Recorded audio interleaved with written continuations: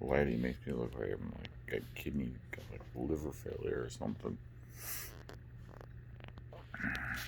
I'm all yellow.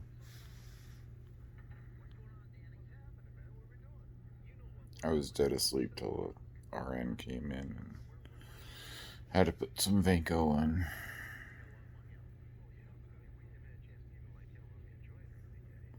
So I got the test back, and it looks like I'm going to be closed up tomorrow. At least where the bursa was, or the abscess. So they're going to close that up, and then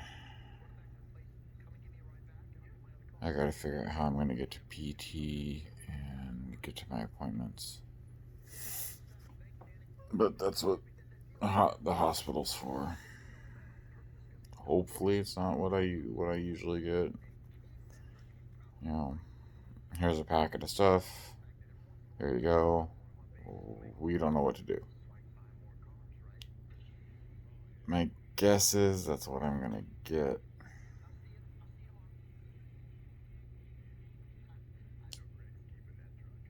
So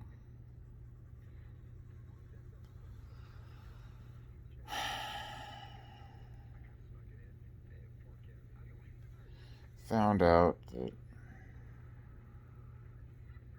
I can still see posts, but hey, I'm not surprised.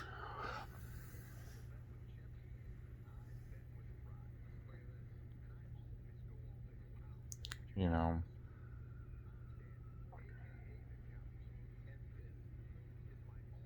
somewhere along the lines, she's gonna run into somebody who is gonna ask about me, and she's gonna have a total breakdown or something. She's gonna react unreasonably.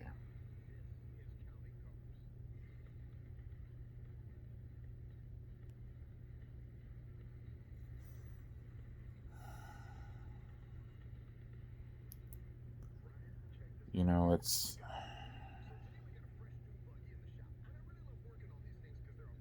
hard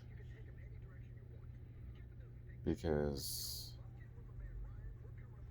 I said, it says you shouldn't light fires in people and then leave them. That's what this YouTube channel was started as, somewhat. It was also a way for me to just get all these thoughts that I have running around in my head all the time.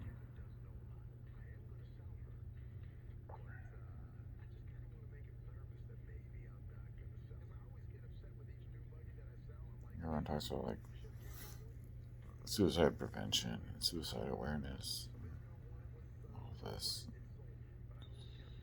You see the mental health tags, all these different fundraisers, awareness. And I'm not sure if that's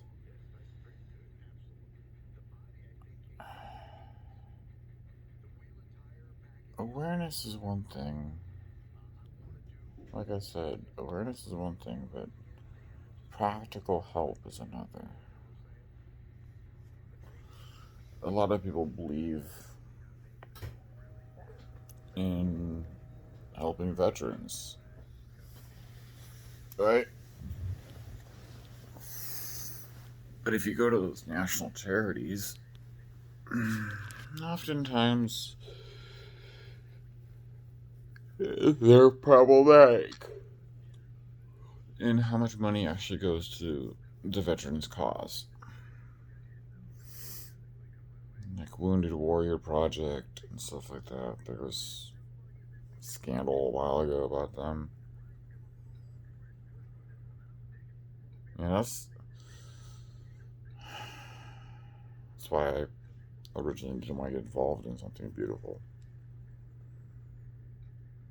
Because I was concerned that, as somebody who had worked in the mental health field, that it wasn't practically addressing it.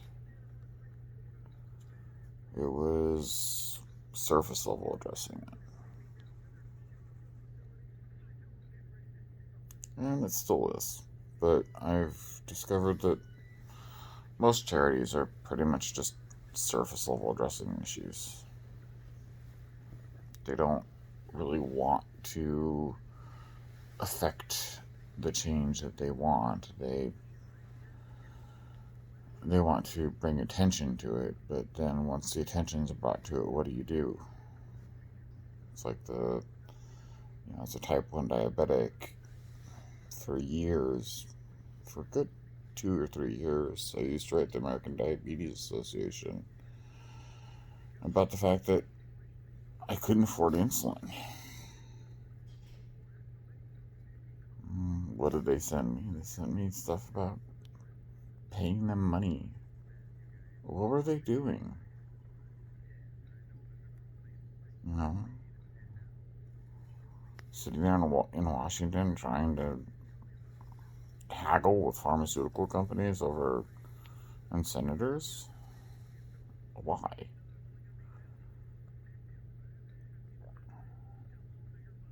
You're working within a capitalist system. You have to work on the capitalist system, I guess. I don't know. But they weren't practical.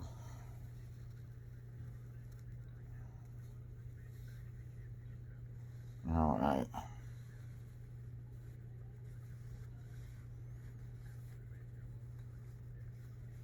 I see these, and that's my concern, is these charities bring attention to something, or they bring awareness.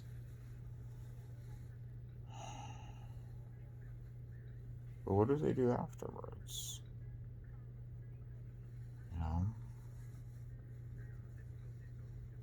People ask about,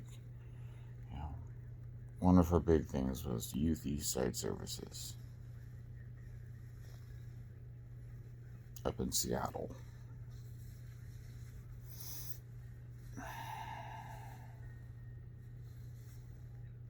There's nothing wrong with Youth East Side Services. It looks like they have a great program.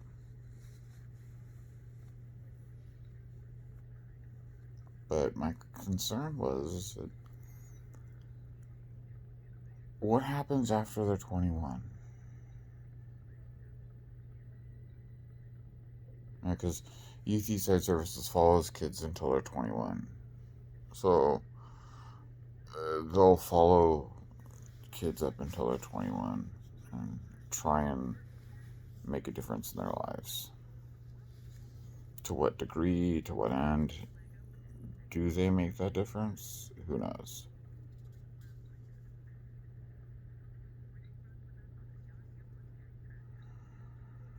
I'm trying to figure out what the hell's wrong with this eye.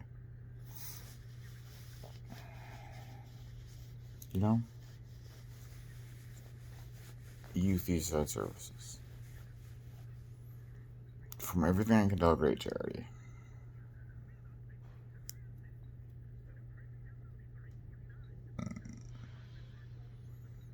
There's what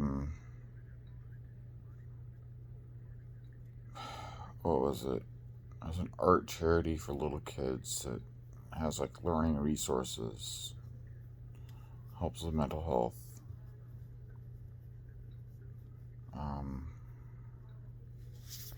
I'll get the names for these places and I'll make another video on them a little later. There's another mental health and music charity called The Music Within, which actually has music studios and actual artists that are contributing to it. We just, something beautiful just bends over backwards trying to get the music artists. I mean, that's what you have to do when you're itty bitty, but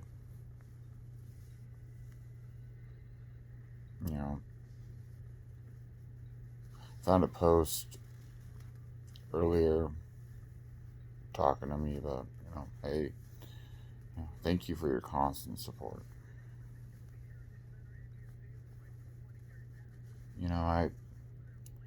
I constantly did support, and I still do.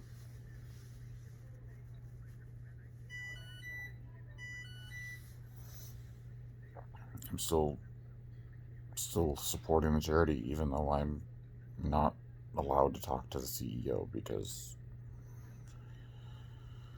of drama.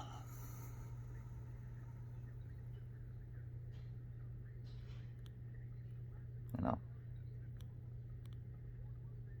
and believe me, if she'll probably have a whole meltdown if she found out about this channel on my foot. I have no doubt. So, full on anxiety attack.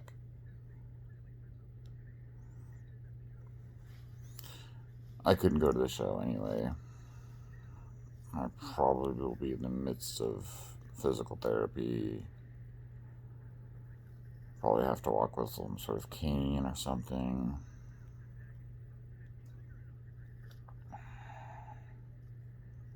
Or a walker. So, I don't think I'll be going up there. As much as I'd love to be able to, but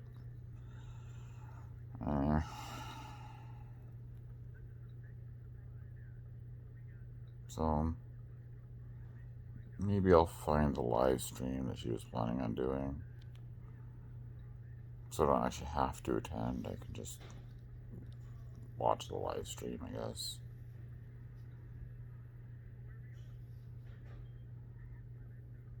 I knew eventually my health would be what would get me. People would probably ask, why don't you start something on your own? The reason I don't start anything on my own because I don't want to deal with it. There's very few people that would start my passion, and I don't have the energy.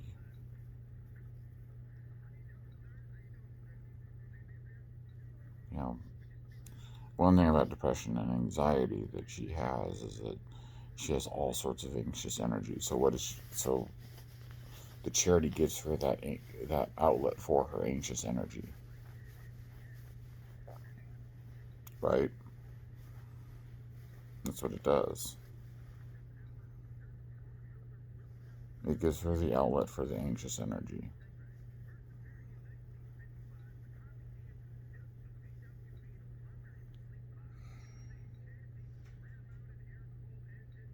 It gives her like all the outlet she needs for it.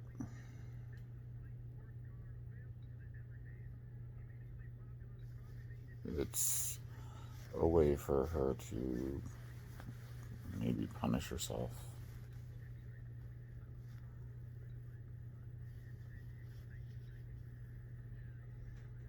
Because she's the only one that feels she can do it. And control.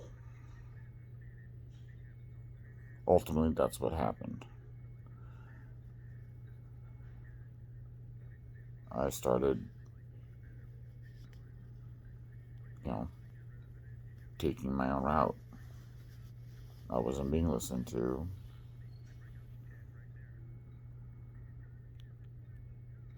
I mean, I didn't really expect much, but I was, I had my own ideas. And I wasn't afraid to say them. I'm not afraid to say, hey, this and this need to be done.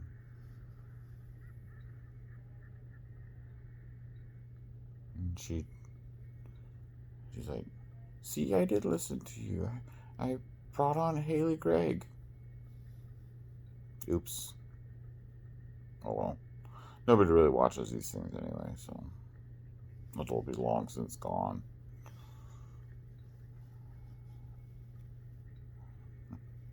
I think there's like 5 people who subscribe to the channel so far. So by the time the channel gets to any remarkable size, that particular thing will be over.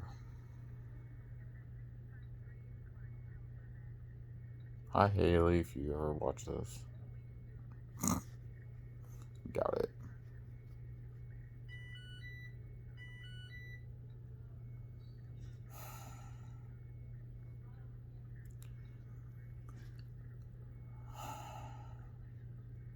Let me be real blunt with you guys.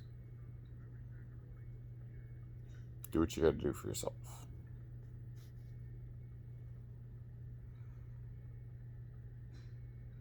So, hopefully, I get out of here. I get to go see my puppy dogs. They miss me something fierce. Buddy and Daisy. Big old Bubba. He'll take you back to the bedroom and he'll snuggle you. Snuggle you hardcore. Hardcore snuggles. And then Daisy, who, when she wants snuggles, she'll get it, but it's on her terms. Anyways. Oh boy. I shouldn't be up at 3 a.m. and recording this, but I am. Hey. Take care of yourselves and each other. Love more. Always forward. Yeah, I'm just spouting off a bunch of words.